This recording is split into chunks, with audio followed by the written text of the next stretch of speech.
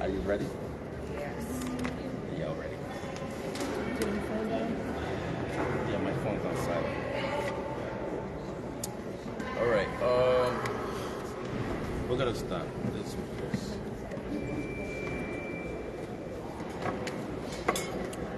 Ready? Hi, everyone.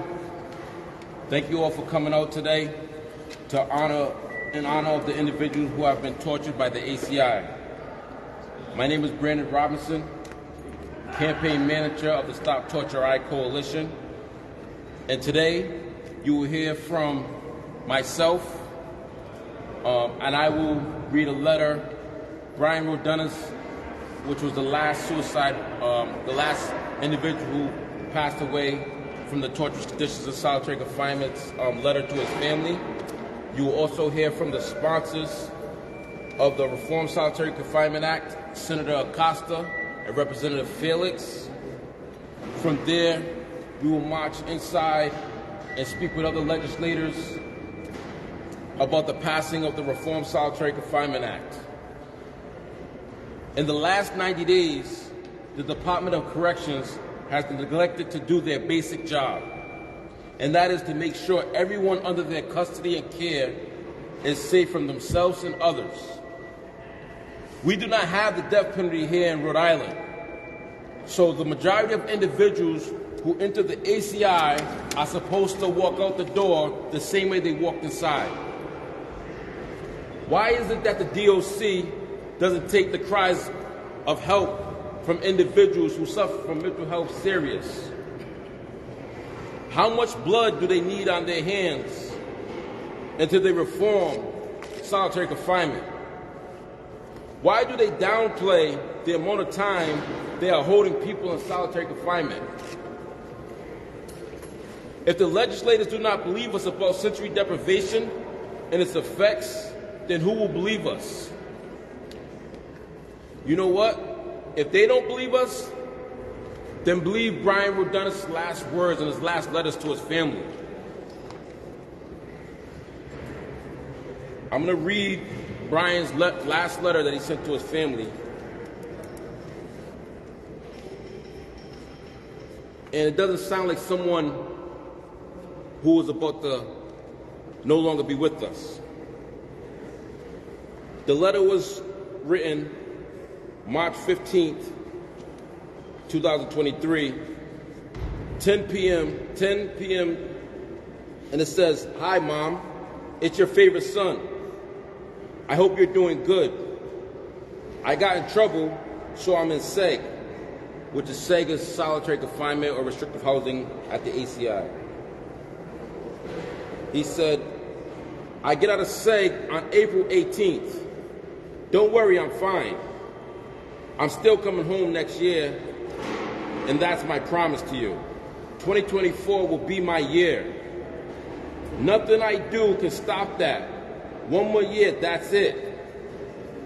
Take care of yourself. I love you to the moon and back. I should be able to call you on April 2nd and 3rd for only 10 minutes every 30 days that you're in solitary confinement. They give you a 10-minute call. I love you, Ma. Your loving son, Brian DePina Rodunas. By the way, when I get out, I'm taking this last name out and replacing it with Pierce. Never liked it. Unlike what they tell you at the DOC, Brian was not in there for only 10 days. He was in there longer than 10 days. And after being inside, they gave him, he caught an additional infraction where they gave him more time. Upon receiving that time, he told them, I can't do it no more. I can't take it. I'm not going to make it. I need help. They ignored him. They put him back in his cell. They left him with all the things that everybody else would have in general population. Things that an individual in his state of mind and condition should not have access to. And I'm not going into details, but he used these things to do what he did. and now the ACI has blood on their hands. Now, the only thing we can do to make sure this doesn't happen to somebody else's son, daughter, husband, father, mother, niece, nephew, is to pass the Reform Solitary Confinement Act. And I'm going to let you hear from the sponsors of this bill, Senator Acosta and Representative Felix.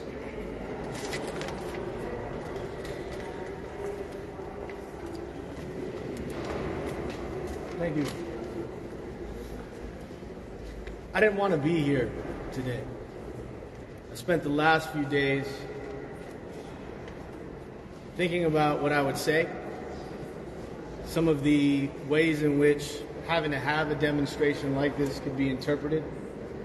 There's a part of this that feels like we're pimping death in order to talk about a legislative agenda. I don't like that. You hear more of the details, and there's a part of me that wonders whether that even matters. 3 people are dead. The modern state is recognized as the entity that holds a monopoly over the legitimate use of violence. And for the last few years, you've seen the erosion of that legitimacy. Not just with these deaths, not just with the folks who have been organizing behind me, but by the courts themselves. The state is cannibalizing itself and claiming that there's a problem with the way that this institution operates. I want to apologize to the families of the 3 people who we've lost. I want to apologize directly, not just because of what has happened, but because of what I would argue is my own cowardice. I've spoken to none of them out of self-preservation. I don't think that sitting down and listening to other people's pain is healthy for me. I haven't even processed my own shit. And yet we have to sit down and listen to other people's. And it's not blood on the ACI's hand. It's blood on our hand. This is our state. This is a publicly funded, managed, and operated institution. I didn't want to speak. I was worried about speaking.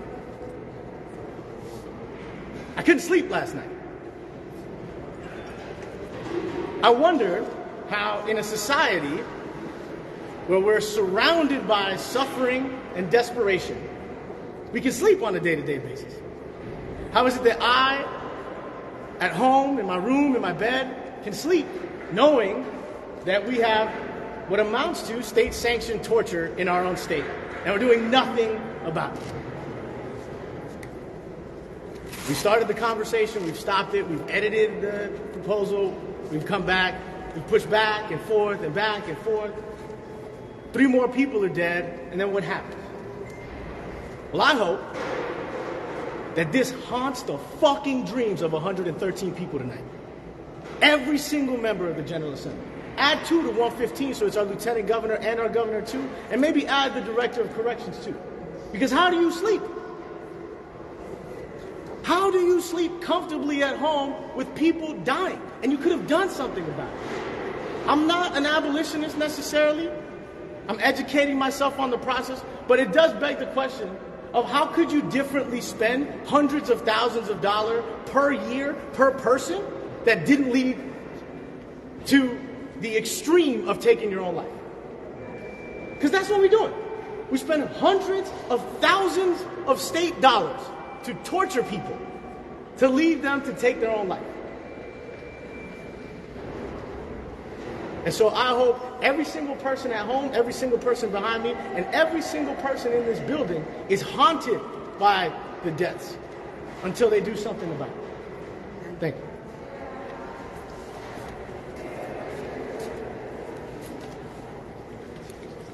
Hi, everyone. I apologize. I'm recovering from surgery, so it's really hard to be able to project my voice. But it was extremely important for me to be here and stand in solidarity with many other folks here in the Rodriguez family in expressing the anger I feel for the fact that we have done nothing as an assembly to be able to take care about this problem. Since 1840, we've been talking about the need to reform the use of solitary confinement. We are here today talking about the same thing after 3 deaths. This is unconscionable, and we can't continue this way. We need to do more for our community members. We need to do more for each other. And each and every person needs to call their state senator, needs to call their representative, the governor's office, everyone.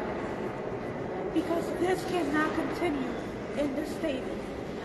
Acosta said, Senator Acosta said it well, way better than I could have ever said. This is state sanctioned torture, and we need to do more to ensure it does not happen again. But we cannot stop the conversations. We need to continue on. This cannot continue in our state. So, thank you.